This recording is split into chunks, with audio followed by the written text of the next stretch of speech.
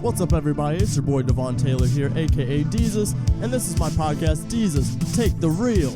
You're in my world now, motherfuckers. This is not a religious podcast. This is a podcast where we're talking movies and life, so unless movies are religion, in that case, consider me your Lord and Savior. I'm here with a good friend, Mr. Chance Nichols. What's up? It's me. It is Chance Nichols. He is a comedian, actor, writer. That's the order we decided on, correct? That's the decided upon order, I think, of my my flourishing career. So this is Deezus Take the Real. This is my podcast. Forgot to mention, this is a mature audience podcast. We say lots of bad words, and I'm going to talk lots of shit. Actually, no, I'm doing the opposite today. I'm generally a hater, but today, this is a appreciation day. We are talking about Jim Carrey, one of the all-time greats in comedy and movies. He's a phenomenal comedian, actor, and we both love him very dearly. Kind of holds special places in our hearts. So we're gonna be talking a lot of Jim Carrey today. But first off, we need to know a little bit about you, Chance. Our opening segment. Who the hell are you? I mean, I obviously know who you are, but the people don't know who you are. Right? So give me a little bit about you, and then we'll kind of go into it a bit. In one sentence, right? One sentence, yes. All right. In one sentence, I would describe myself as a very sensitive and scared little boy that can travel at the speed of light when he wants to. I think that was like a sentence and a half or two. It works. That sounds about right. Mm-hmm. Chance is you said earlier you're a silly little boy. I'm a silly fun boy. Silly fun boy. Yeah. Fun man boy. Yeah, exactly. Yeah. Well, these are the best type of people.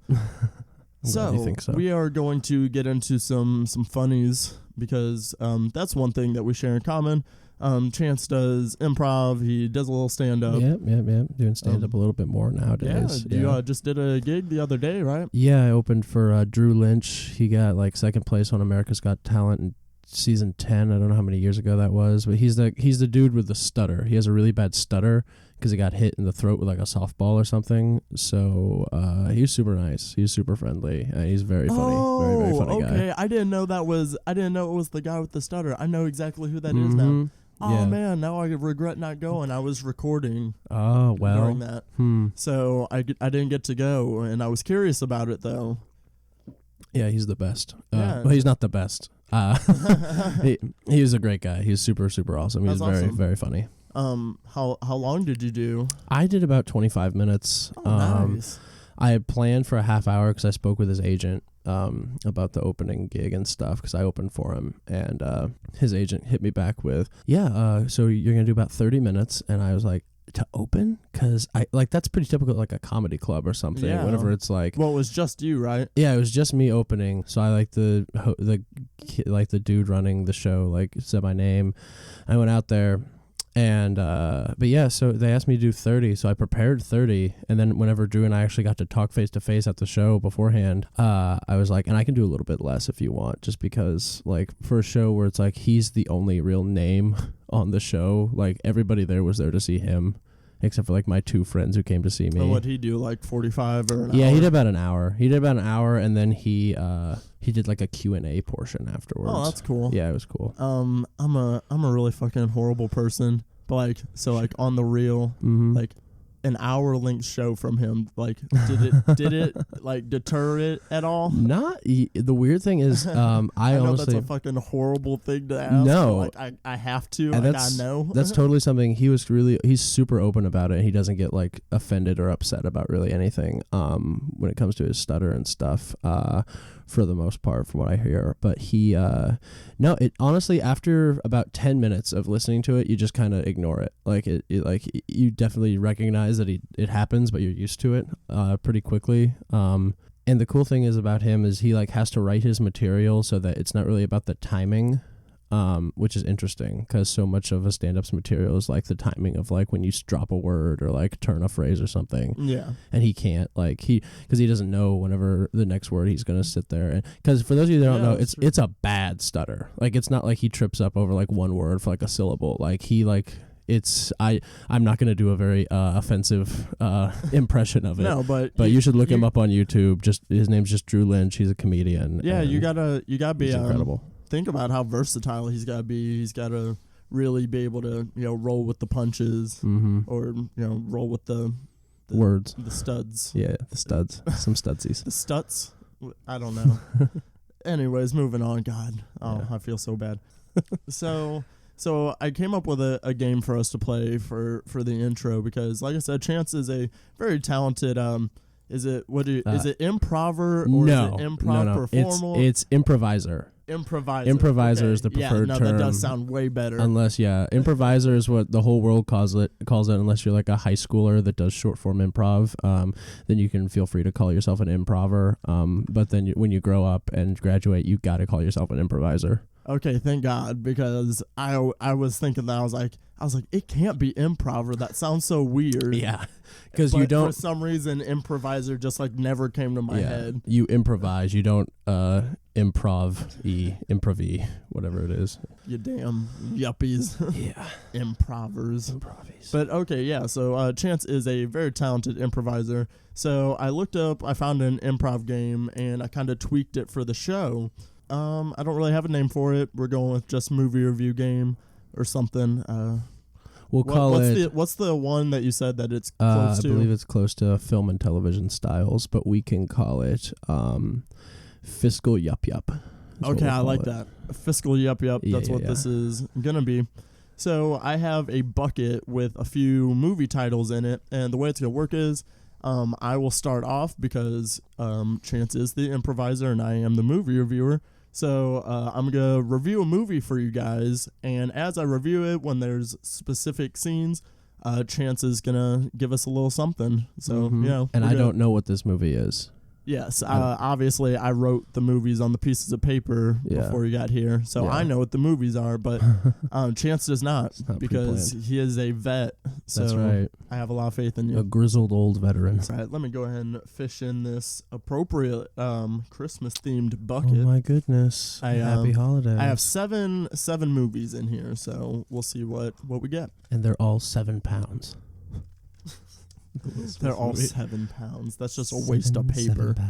All right, I'm happy about this one. I was kind of hoping I wanted to do this one, but I'm glad you get to do it. So, all right, guys. So a movie came out back in 1999 that changed action and sci-fi forever. It starred a certain actor. He does a very specific thing that only he can do. It's Mr. Keanu Reeves. Yeah, this man is an action legend.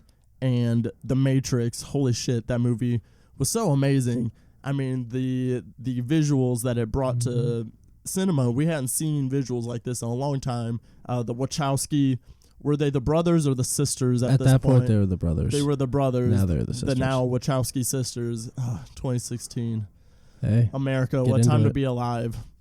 But anyways, this is back in 1999. We were fearing for Y2K. In came The Matrix to give us hope. Yeah. So you got Keanu Reeves. His name is something Anderson. And he's approached by this dude that has glasses that don't have stems on his ears. I don't know how they stay on his face. Yeah, Dr. Lawrence Fishburne. Yes. So what that scene when Morpheus gives Mr. Anderson the choice. Ah, yes. Okay. All right. Now you may choose between. There's a rainstorm happening in the window outside, and we're sitting at a table. All right. Now you have the ability to choose. Do you take which way the rabbit hole? Or no, how deep the rabbit hole winds? Do you take the red and join me in fighting a bunch of robots in a really sad future dystopian type reality? Or do you take the white or the blue and you go back into your sad zombie nap? I'm gonna take the red, and then I'm gonna fall down a hole and my butt's gonna show. Man, those two guys have such interesting voices. Yeah. Also, fun fact, this was my first R-rated movie I ever saw. So. Oh. Yeah. Was there tits in this one? I don't remember. But I know what there was in this movie. There was kung fu out the wazoo. Yeah. He learned it via virtual reality. Yeah, whatever. It's a fucking movie. Deal with it. It's great. And then you meet Trinity, the Manny Pixic dream girl of the dystopian future. She wears lots of latex. It must be very hot in that latex. Yep. You remember the fucking scene though at the end? So they're battling through security guards, and then you're on the roof with Agent Smith. Mr. Anderson, it appears as though you've run out of roof to run. Trinity, help!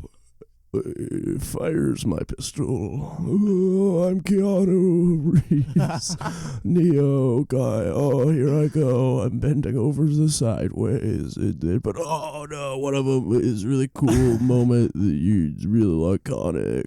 Oh no, one of the bullets grazed my knee. It grazed his knee. Oh my goodness, Neo, here comes Trinity. Ba, ba, ba, ba, ba, ba.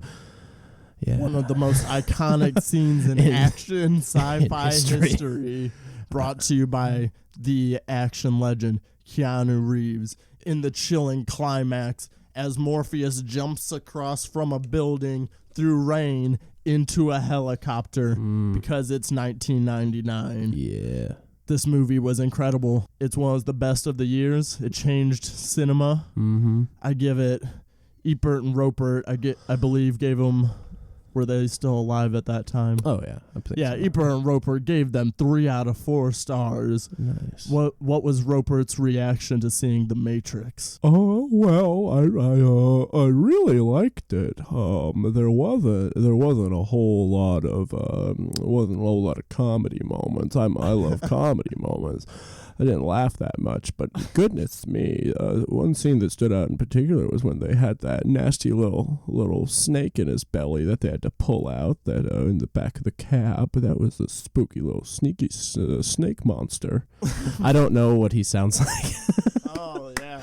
So I Chance Nichols helping me review The Matrix. That went as great as I hoped it would go. Yeah. Especially that roof scene. That was fantastic. I'm glad you liked it. It really is. So now it is your turn. You will now review a movie, and pick a movie out of hopefully I don't tank this. I should have went first because yours is going to be better regardless. Oh, shit.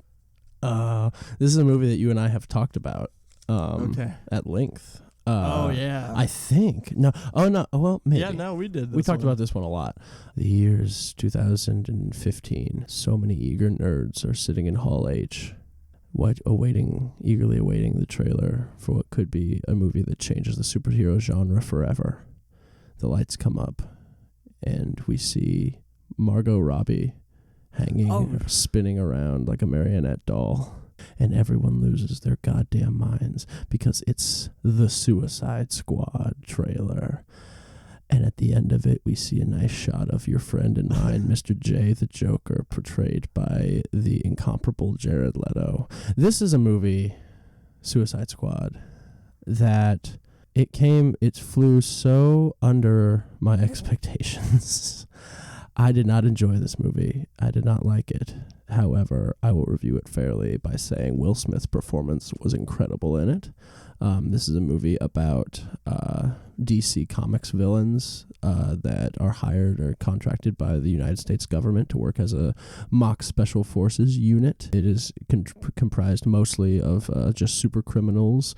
However, some of them actually do have superpowers, and it's very interesting. They fight crime for their freedom in exchange for years off their sentences and all that shit. So there's a very iconic moment in this movie where you get to first witness Will Smith's character's gun prowess. But before that, his name's Deadshot in the movie. He has some banter with Ike Barinholtz's character, who plays Ike Barinholtz from Mad TV, plays this dickhead security guard. So this is the scene between Will Smith's character Deadshot and the dickhead security guard who always gives him shit. at the gun range. Hey, Deadshot, you fucking suck. I fucking hate you. But you got a job. Waller, she needs some freaks like you. She's putting some kind of, I don't know, suicide squad together. Deadshot. Yo, fucking Deadshot. Why do I need to be on this team? What's in it for me? Do I get to see my daughter anytime soon? You want to see some of these fucking skills? Hey, Deadshot, you fucking suck. But let's go to the gun range so we can see what you fucking made of. You talk a lot of shit, but can you walk the walk? Man, of course I can walk the walk. I'm fucking Deadshot. I'm Will Smith, motherfucker. Checks out. Oh, you giving me fucking all these guns? Pow, headshot, headshot, headshot, pow, pow, pow. All I do is headshots. All I do is headshots, pow. Any more questions? Oh, that was great. That was awesome. I loved how you would, you made sure people knew you were playing the Deadshot character by saying Deadshot about 3 times a sentence. That's very accurate to the film. This movie this movie was one of the most hyped up, highly anticipated movies of the year. The year of our Lord 2016. Like I said, it came up short for a lot of people. Specifically the use of the Joker, who is in this movie, played by Jared Leto. He had a monumental task of following up Heath Ledger's Academy Award-winning performance, and some people said he did it justice, some people disagreed. I for sure thought that he was underused in this film. He could have been if they used him a medium amount. Some people would say a small, but I think they used him a medium amount, and they should have either gone all the way and he's like the main baddie or something, or he should have been like a surprise little treat at the end. It's like in Jaws, they never really show you the shark until the end. But yeah, the Joker and Harley had some pretty good scenes in this movie. One of them being at a table, because Harley started as like a therapist, was she? She was like his therapist or counselor. I don't know the difference between them. I probably need one of each for myself. She was a psychologist. Oh yeah, don't like have the masters, and then like psychiatrists are the ones that are like actual doctors. Yeah. And she's a doctor. So yeah, she was like psychoanalyzing him when he was in prison. So this is the scene where Harley Quinn, who at the time was still Harleen Quinzel, Dr. Harleen Quinzel, I think the Joker chose her to be his wife just off the fact that her name is literally Harley Quinn. So here it is, them talking while Joker's still locked up and she's trying to analyze him.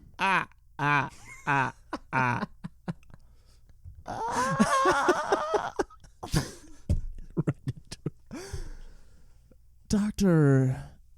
Quinzel, I have a problem. I'm a little damaged in the head. What can I say? It's tattooed on my forehead. Man, you're kind of hot. Oh, Mr. J, stop talking like that. You're gonna get my doctor's license revoked. You're kind of fucked up, but I'm into it. What would you do with this knife if I gave it to you?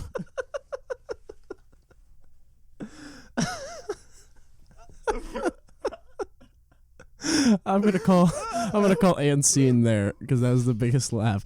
For those of you you guys are all just listening to this. Imagine I want you to picture Devon just staring insanely into a microphone, doing this voice by himself. It's the funny.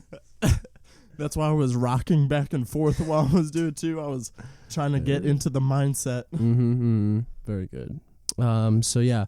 This movie, like I said, the critics did not really like it.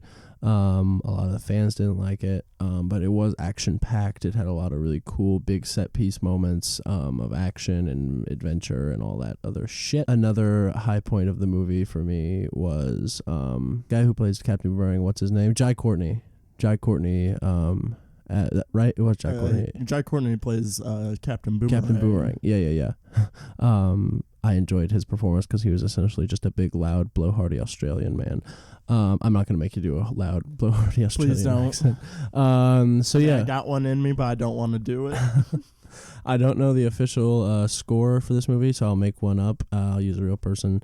Leonard Maltin said that this movie was a 4 out of 10. Leonard Maltin, in my brain, not the real Leonard Maltin, not to run his name through the muck, this is totally fictional, said it was a 4 out of 10. So would you please give us, as Leonard Maltin, your final thoughts on this movie? Yeah, Leonard Maltin here. Yeah, it was an understatement to say the least. Suicide Squad was not everything it was promised in its trailers. And, yeah, it had some cool moments led by Will Smith and Margot Robbie. I mean, they were strong characters, but this movie's a fucking train wreck. I mean, what can I say? I'm fucking Leonard Maltin. And, yeah, it was a big mess. We got a swirling trash can beam up into the sky. Enchantress, it just wasn't very good. Shout out to Viola Davis, Amanda the Walla represent, Arrow, Leonard Maltin out. And that is our game. Thank you all so much for coming out. We'll be back here same time, same place next week. And that's how you end an improv show. Yes. Leonard Maltin was that New Jersey? I don't know. That was like a mix of like New Jersey, New York, Delaware. I don't know. Nothing.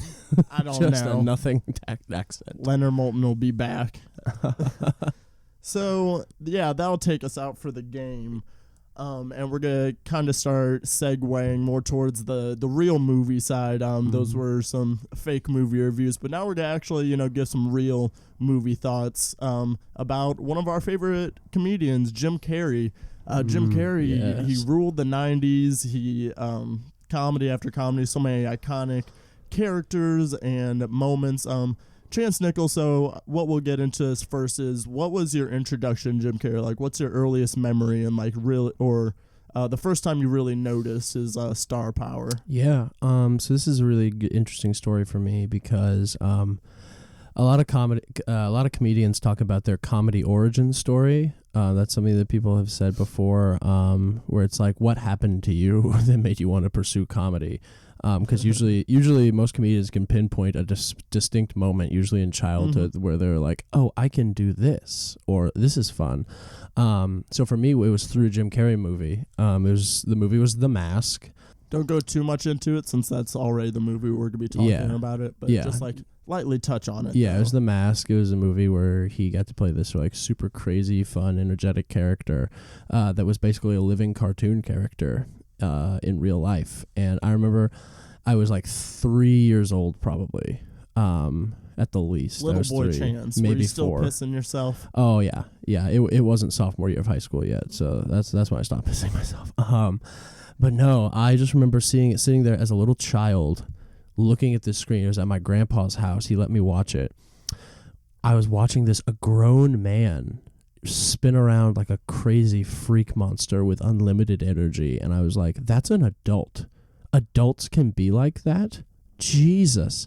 So after that moment, I was like The Mask all the time at my house. I was always spinning around and being super silly, and just really just ruined a whole lot of relatives' lives by how annoying I was as a kid. But yeah, that was my first intro to him. I just remember laughing so hard at seeing him in that role, and it's stuck with me forever, pretty much. Oh man, yeah. The Mask is one of his most iconic, 1994, something like that. Yeah. And but yeah, The Mask is quintessential Jim Carrey. The energy he brings to the character, representative of the character, but also Jim Carrey as a performer as well, because that's what he's known for, is high energy, charisma. The dude, the guy's a legend.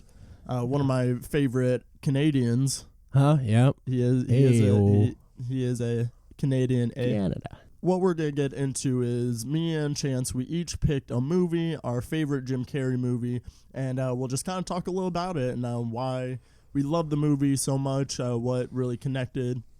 Chance, we've already kind of gotten into it with yours. Your pick was The Mask. It was your introduction to Jim Carrey, so let's get into the movie a little bit. I rewatched The Mask last night. Really? And yeah, I haven't seen The Mask in probably a good 10 years.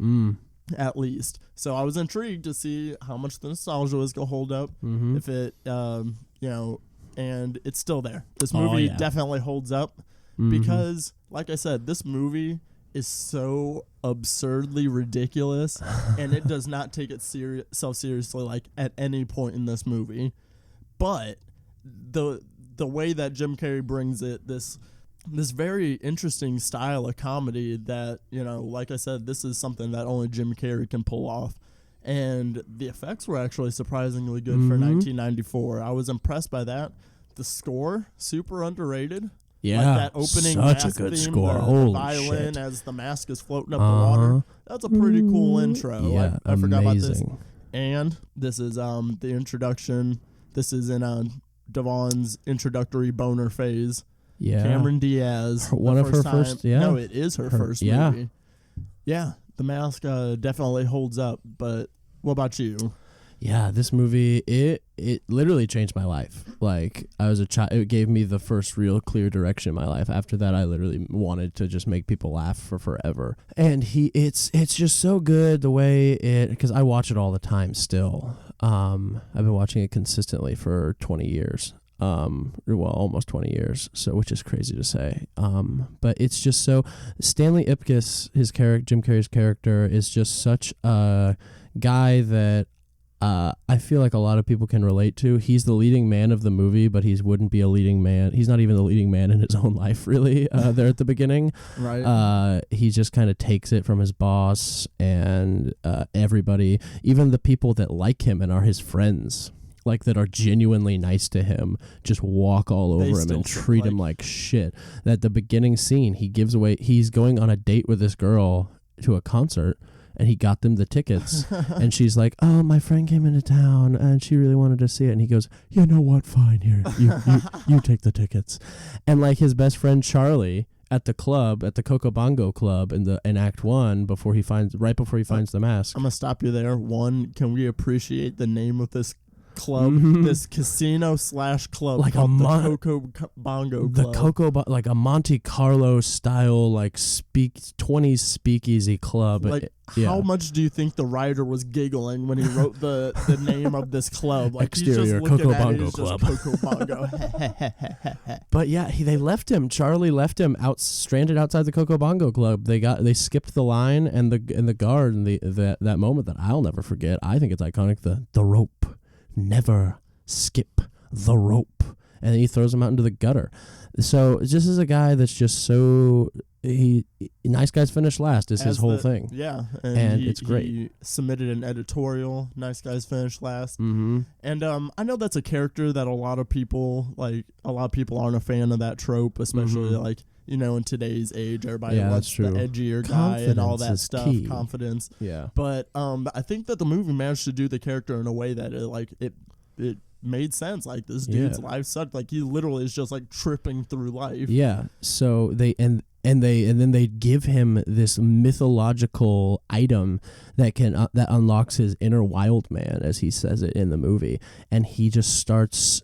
He becomes this creature that can do anything. It's the power of the Norse god Loki is harnessed through this mask, and he spins around. And it's so great because he harnesses the power of the Norse god Loki through this mask, the god of mischief, and he just starts taking control of his life at night, because it only works at night. So he'll put on the mask and he'll go and he gets the pretty girl, Cameron Diaz's character. He gets he gets all the money. He robs the bank where he works, which is incredible. It's so very silly and so fun.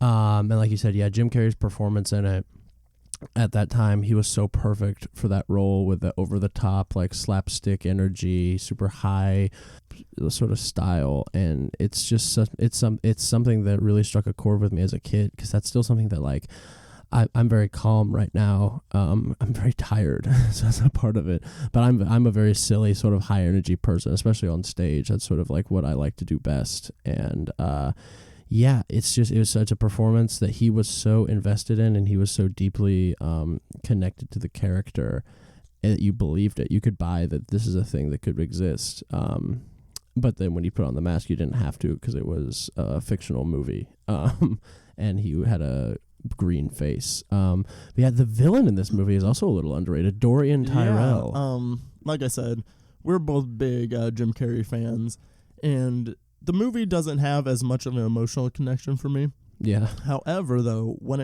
but Jim Carrey is still an inspiration of mine. But however, movies like this couldn't exist like today. You don't think so? No. Like, what studio today would greenlight that movie if somebody came and pitched this movie in 2016 to somebody? Like, one, I really hope they don't do a reboot. They're like kind of talking about it, and I really hope they don't. Yeah, please do not. But like, this is 1994 when like people could still make these fun, ridiculous, like just absolutely batshit. So I mean, this movie does have a very high moral compass. Like, it does have a character arc that you can relate to in Stanley Ipkiss. Yeah. But at the same time, this movie's rated R. Don't forget that. Mm-hmm. This movie's like, he's doing insane shit. Like, he's unleashing, learning to connect on his, inner wild man.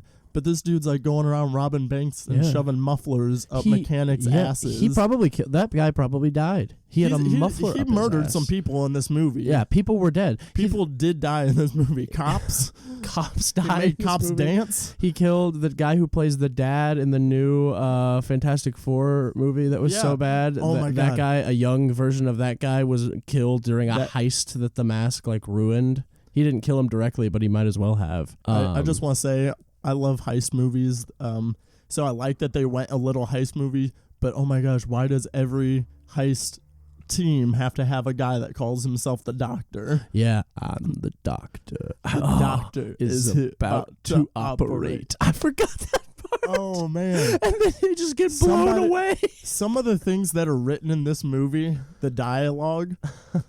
would not work in any other movie but this movie. Oh, absolutely. But it somehow works. Yeah.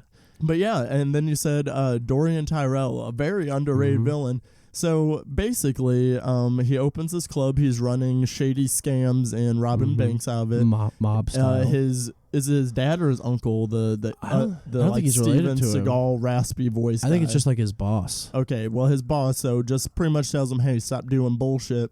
Yeah. Well, they get like the infiltrated by the cops. So pretty much Dorian's motivations in this movie are his club is getting shut down. So he just wants to wreak some havoc and blow shit up. Yeah. And kill some people. And he's the one that's dating Cameron Diaz's character. Tina Carlisle is her character's name. And I know everything about this movie. He was literally just being fucking insane because that's all it was. Just because he wanted revenge on the mask after he ruined, because he tried to rob the bank that his boys, like his team, the heist team, tried to rob the bank the same night that the mask decided to rob the bank. So they're sitting outside with all their fancy safe cracking equipment, and the mask literally a human tornado blows in and steals all of the money in 0.2 seconds and then goes, "Sorry, boys," and then just sprints away. Murders the doctor, and then the doctor is about to operate. Oh man, dead. 5 so minutes many later. just ridiculous scenes in this movie. Like I said, there's a dance scene, a full-on I'm so dance glad number. You mentioned it. That's the most 7 ridiculous. minutes. And this was before Family Guy. People didn't see this is before Family Guy would take a 2-minute cut out of the 30-minute episode to just show Peter grabbing his niece, going, "Oh." This was 1994, and there was a full 7 to maybe even 10 minute just a long scene where they're singing the Cuban Pete is the song. And they call me Cuban Pete. Jim Carrey's he does all the dancing. Yeah, he does. I with don't know, every cop. He doesn't with the Cameron Diaz dance scene, but they do a really good job at swapping out the doubles in that one. Mm-hmm. But no, the Cuban Beat dance scene, that's all Jim Carrey. Jim Carrey, this was literally at the height of his powers. And 100 Broadway dancers in cop uniforms, all backing him up because he casts this spell over all of the cops in town that have all rallied through the power of dance. Through the power of dance, he footloosed them. Yeah, he somehow footloosed the entire police department. Kevin Baconed the police department of what's the name of the Edge place? City. They live in Edge City, like the edge of a table. I'm telling you, I know all this shit. It's so great. Yeah, it's crazy how that scene. Well, and then he runs home, or he takes the mask off, and that's when this is that's the last like real big silly moment before we get into he's in jail and Dorian takes the mask. He gets tricked by the reporter lady. Peggy Brandt tricks him. I forgot about that plot twist. The redhead. So honestly, I was like, oh yeah, I always forget to mention until we're like halfway into the movie. Spoiler for 1994. Oh yeah, The Mask. He gets tricked. But no, I did totally forget about that trick, and then I was like, oh shit, that bitch. Yeah. She fucking took advantage of him so hard. Yeah, and then Dorian gets the mask and starts wreaking havoc in a monumental scale. Like an hour and 15 minutes in this movie, like Stanley is like still getting shit on. Mm-hmm. And I like still felt for him. I was just like, poor dude. Oh man. He has the powers Peggy. of a god, and he still gets the wool pulled over his eyes by a lady. But yeah, it's just such a good movie. There's so many, it's so quotable, smoking and all that shit. So good. It will always make me laugh. And I can, having watched it since I was 3 years old consistently, I can word for word quote the entire movie. So people don't like watching it with me because I'm insufferable when it's on. But yeah, great movie. That's me with Zoolander. I'm excited for a future Zoolander-centric episode because I fucking love that movie. But The Mask, Jim Carrey. You talk about the quotability, his impact on culture, and people still 22 years later still quoting that movie. Like you said, the movie holds up. You can still watch this, and you have such a good time.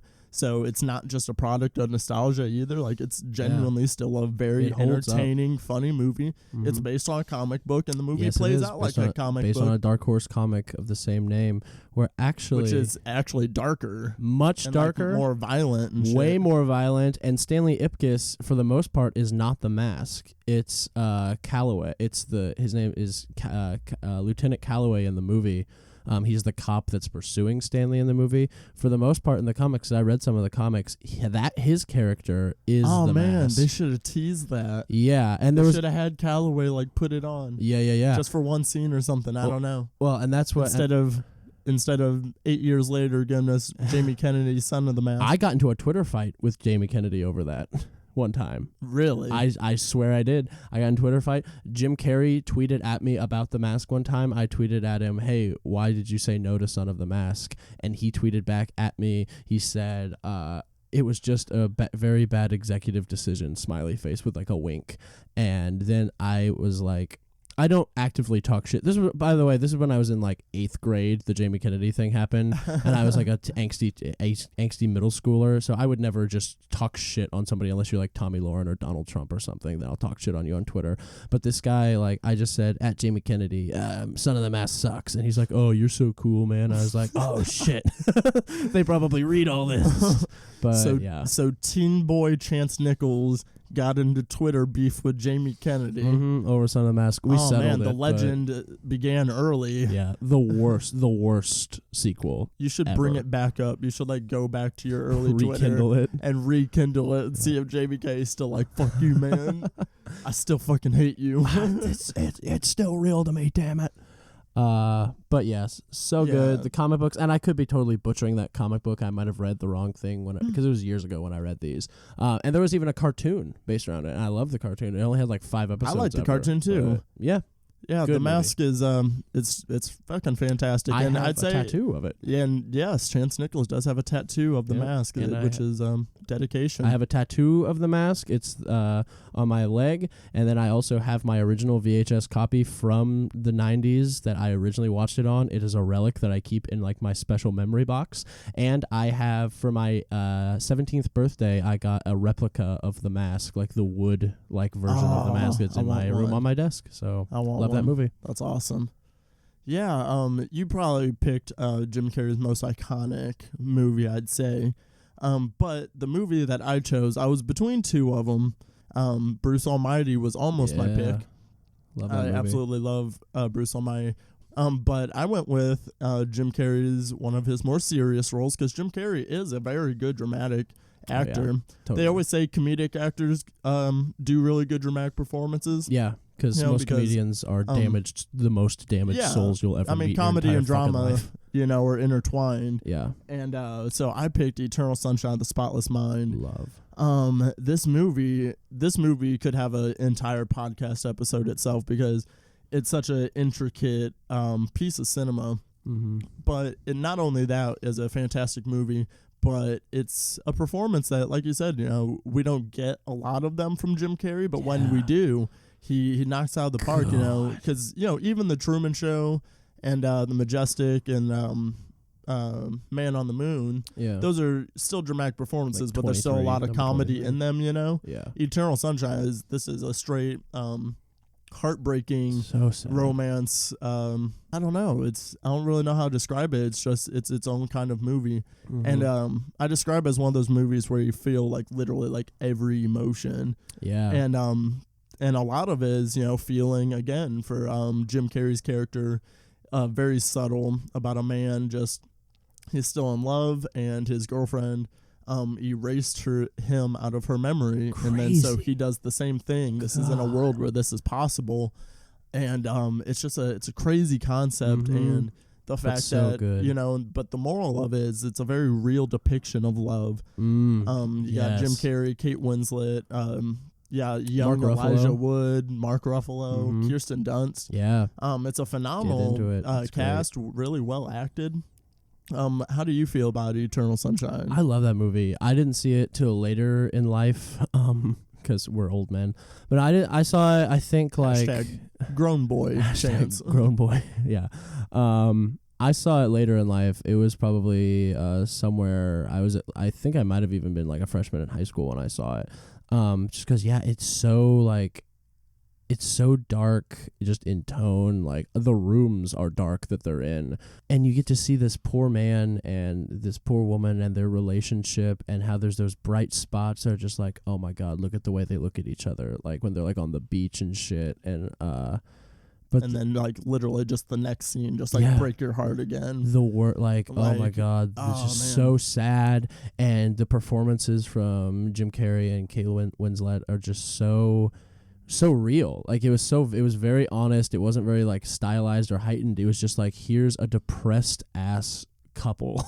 Yeah, no. and this is what happens when they break up in this crazy world where you can just literally forget about the person that hurt you, which is nuts. And people, one of people's main criticisms of the movie is they're always like, but oh my God, like, they don't even like each other, or why do they want to get back together if they hate each other so much? And it's like, that's not the point. It's not that they hate each other. It's like they love each other, but it's just like that's showing how love is messy and complicated. It's gross. It's and a gross it's not thing. just all romance and things of that nature. Mm-hmm. And that's what people complain about. And it's like, and then the fact that they're in this world where you can erase your memories of them, but then they still find each other back shows like promise of true love. Mm-hmm. And so I was reading up on this movie a couple days ago.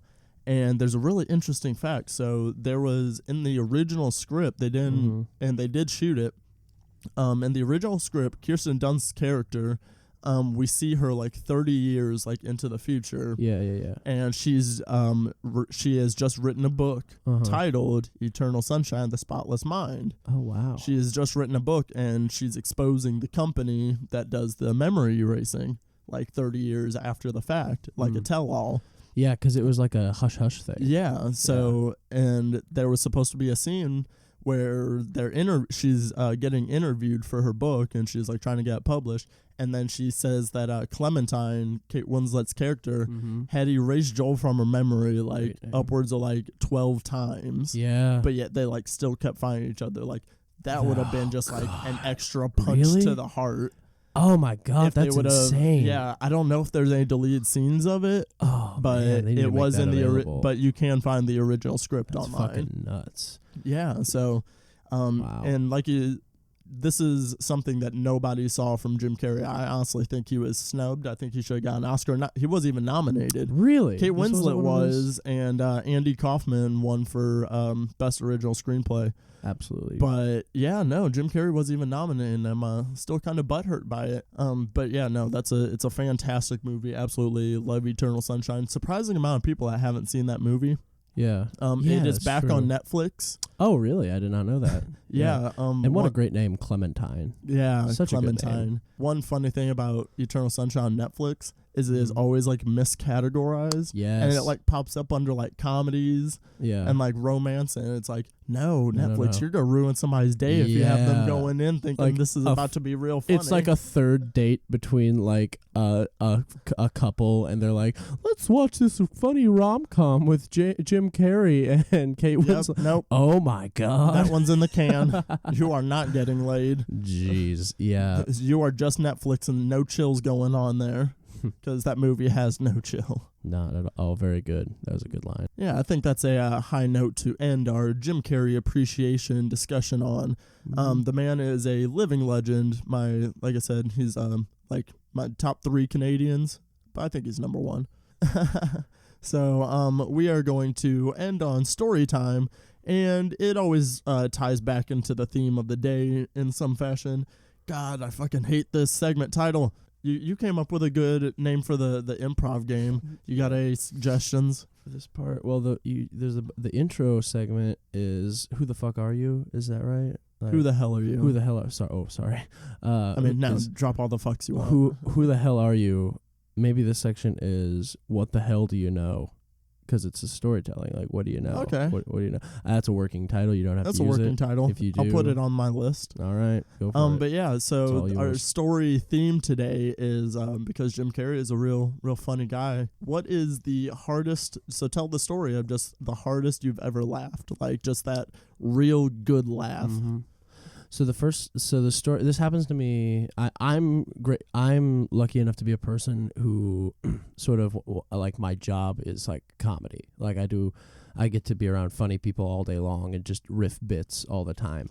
I've realized like me and Tyler, like how many bits that we have, and like it really accepting it, like just being funny. Yeah. And like that sounds really to other people to like you have to be able to say that for one. If you're in a comedian, if you're in stand up, you're an improviser, you have to be able to like say that you're funny. You gotta like your own shit. I feel like that's my one thing. I've got to be proud of it. Yeah, no, for real. Yeah. I feel like that's like my theme for like any artist, like whether it's music, comedy, like you gotta like your own shit. Like, absolutely, you have to. Yeah. But like we both do have a lot of very funny friends. And it's just really funny to just kind of just back and forth off each other. Bits. They're the best. Join an improv team if you want unlimited bits. But before we get into story time, what's your favorite bit you're doing right now? My favorite current bit? Yeah. One of my favorite current bits is so I saw the movie Hacksaw Ridge, which we don't need to talk about at all because I could talk about it for hours. I thought it was so good.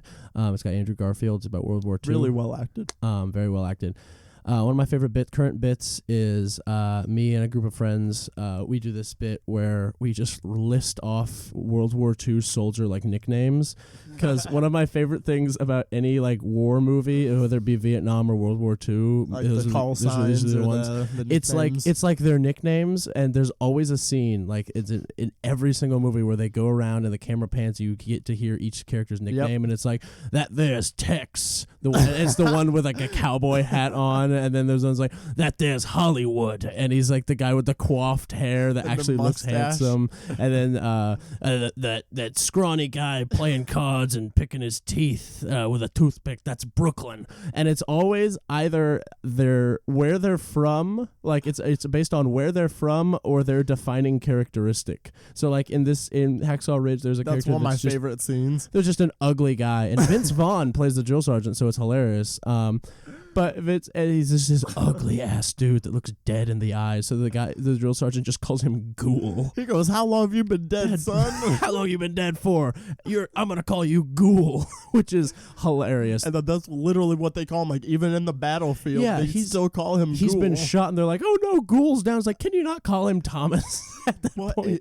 There's an emotional scene in that movie, and he literally goes, "What's your name?" And he's like, "Thomas." He's like, "Yeah, what's your other name?" It's Ghoul. He makes him say Ghoul. So that's my favorite current bit. But the hardest is just making those names. Me and my friends will just sit around and be like, point at a chair and be like, that's Arms.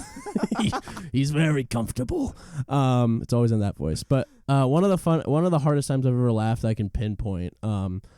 When I was in high school, me and my friends, I've always had like a good group of silly friends. And my silly friends in high school were these two dudes. I won't say their names because this story could incriminate somebody. But So we would make these funny videos on a flip go camera or whatever. It was that camera that you could buy that just had a USB in the side and you could upload it immediately. So we'd make these YouTube videos. And one of the videos was literally just my friend starting at the end of a hallway in his basement, and he had a pair of scissors in his hands. And I'm holding the camera, and you hear me it's all in one take. You hear me go, "Hello, this is what happens when so-and-so tries to run with scissors." And then he looks at the scissors, and the very shitty audio picks up him go, "This couldn't be bad." And he starts humming and jogging forward down this hallway coming towards me. And then out of one of the rooms along the side of the hallway, our other friend was butt-ass naked wearing a gorilla mask. And he just comes and tackles him into the wall as hard as he can when he walks by the door. And I remember shooting that and then holding still. We had to redo it like 9 times because I would start laughing so much. When we finally got a good take, I tossed the camera onto this pool table that was next to me because there's a basement. And I fell over. We were laughing. We could not breathe. Me and my two best we could not breathe. We were laughing. We were crying. And I just remember my buddy. He goes, "We are such funny people. This is the funniest." Because it's literally just he's jogging down the hallway with scissors, and it's very Family Guy. We love Family Guy, and then just a naked That person. is very Family Guy. Yeah, oh man, completely naked, full on, just tackles him wearing a gorilla mask into the wall. And we put that video on YouTube, and my friend is 100% naked in it. And is it still there? It is still on YouTube. If you can somehow find it, I'll tell you the title. I'm sure there's 1,000 like this, so it'll take you some doing. But it is called Running with Scissors. And if you can find Running with Scissors, all right, I'm gonna find it. I please, because it's literally we got away with. There is still to this day a naked person online. So on the YouTube, there's plenty of naked people. I'm gonna find it. I'm gonna find it, and I'll talk about it on my next solo show. I'll talk about this video. Go for it. I got such a great laugh out of that. I still remember that. It's so man. funny. And isn't it great? Like, see, the best laugh stories are always like with somebody. I mean, yeah, I have had some very good laughs by myself too. Those are also pretty funny depending on the context. Yeah.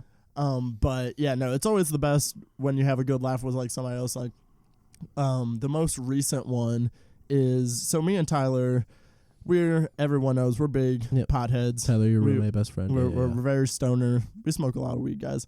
And there was a time when it was like really slow at work, so we weren't making a lot of money, so like we weren't smoking a lot, and most fellow stoners know, once your tolerance builds up and you don't smoke for a while, it kind of goes down. So we smoked for like the first time in like 3 weeks. Maybe almost a month, which, man, that sounds really stupid, but that's who we are. And this is not going to be a good story because it's also another, like, you had to be there kind of story. Yeah. But it was just one of those laughs. Like, I can't even tell you what it was. We're just smoking, and we're with 2 other people. To this day, I still can't remember what the actual joke was. However, our reactions to this joke, me and Tyler laughed. This was this is the stats on this laugh, okay? Yes. We were laughing for 15 minutes straight. Like, literally no interruption. We were laughing. 5 minutes in, we're crying. Our faces are red, and we're still laughing at it. Like, you would think of it again, and it would just keep going. 10 minutes in, we're still fucking laughing at this. Jesus. It's at the high pitch, like that squeal noise. Throat's killing you. And then, like, especially like you said, when you're laughing with someone else, me and Tyler, we would just look at each other at how hard we were laughing and laugh and harder. That would make you laugh harder. God. 15 minutes in, my eyes are shut. My face is stuck in a smile. My stomach hurts so fucking bad. Like, I was literally in pain and not making noises, but was like still just like the most silent laugh you can ever do. And I was literally sore the next day. Incredible. Still. Those are the best laughs. I've never had a more intense laugh in my life. And the sad part is I don't even remember what the joke was. It's a visceral experience, a hard laugh like that. Like, you remember it. Your body chemistry changes, and you're like freaking in pain almost. It's incredible. I love laughter. It's great. No, it is a crazy thing. Yeah, I should get a live. I'm thinking about getting a live, laugh, and love tattoo on my back. I think I'd be the first to do it. That was a joke. That was a very bad joke. I just want to just very so small, just laugh. Live, like out the corner of your mouth, like have like a micro tattoo. It just says laugh. You need a magnifying a little laugh glass coming out of you. Oh, I'd love it. But that was story time, guys. We like to laugh. We're funny people. Chance, you are indeed a very silly, laughable man. Oh, well, thank you very much. Thank you That's very for sweet. coming on the podcast. This was a lot of Not fun. a problem. I had a blast. We had some good conversations. Yeah. I love Jim Carrey. You love Jim Carrey. I love me some Jim's Cavry. Jim's Cavry. Jim Canadian Carrey. Love it. He's a wonderful man. Cool. So yes, that will do it for this week's episode. Jesus Take the Reel. This is the podcast where we just talk movies, we talk life, and we get in some real silly conversations. I believe we achieved that goal today. Thank you one more time, my guest, Chance Nichols. Where can the people find you on the interwebs? You can follow me on the Twitter at Chance the Actor, because I'm hilarious. I'm trying to sell that handle to Chance the Rapper if he ever wants to become an actor, but it's at Chance the Actor on Twitter. It's at Real Chance Nichols on Instagram, I think. If not, it doesn't matter. My Instagram's shitty anyway. It's just pictures of me doing shows. And what are you working on, speaking of shows? I'm on a television show called The Mystery Hour. It's a late night talk show. We do sketches. It's very funny. It's on Fox 5. If you're in the greater Missouri sort of region, we're out in Pittsburgh, Kansas now as well as Joplin and some parts of Northwest Arkansas. But we tape in Springfield, Missouri. So check that out. It's The Mystery Hour. You can check us out on Facebook. I'm also I do improv shows every week. If you're in the Missouri State University area, improv shows every week in Carrington Auditorium at 9:30. That's when the regular semester is happening. We don't do them whenever there's like breaks and shit. But so come check out an improv show. They're a ton of fun. So no, definitely check out the shows if you attend MSU and you have not gone to an MSU improv show. I've had some very good laughs at those shows. Like, thank you very much. You guys have there's been times I've cried at those shows. You're a devoted audience member. You've been around since like the early years. Yeah, so. the very first year you guys were doing it. Yeah, they're great shows. Check them out, guys. On Twitter at Mo State Improv. So. Yes, and you can find me as always on Twitter at Jesus12. Follow me on Twitter, follow me on Instagram, also Jesus12, but there's a period in between Jesus and 12 because some fuck face will not give me my handle. I've Instagram messaged them. I've reported them to Instagram. That's one of the most petty things I've ever done. I did that one time. Because they have 7 pictures and they haven't posted in 2 years. Yeah, I did that one time to the kid who has at Chance Nichols, the guy who has at Chance Nichols on Twitter. I had my friends straight up mob this guy. I had a dozen or more people just all tweeting at this kid, "Hey, stop! Come on, delete your Twitter." I wanted it so bad because he hasn't tweeted since 2013, and it's fucking give it to me. He still has it. Just everything, because my Facebook also to plug is Jesus at Jesus12 / at Jesus12. I just want all my handles to line up. That's all I want. Yeah. And then also subscribe to my YouTube channel, Jesus Live. I review movies, sort of. I rant about movies, also sort of. And also just random shenanigans in there. So find me on YouTube, but make sure you subscribe to the iTunes feed. For Jesus Take the Reel, tell your friends about it, rate and review it. That would be a big help. And you can also find the podcast on my YouTube channel as well. Thank you again, Chance Nichols. I will have you on the show again at some point. Sounds great. It was a blast. Yeah, no, I'm moving soon, so definitely make sure I get you on one more time. Yes, sir. This was real silly. Happy to do it. This was a really silly one. Yeah. I forgot to mention, catch us. These shows are every Tuesday. I'm really bad at ending shows. Keep it crispy. Keep it crispy. I like that one. Oh, man.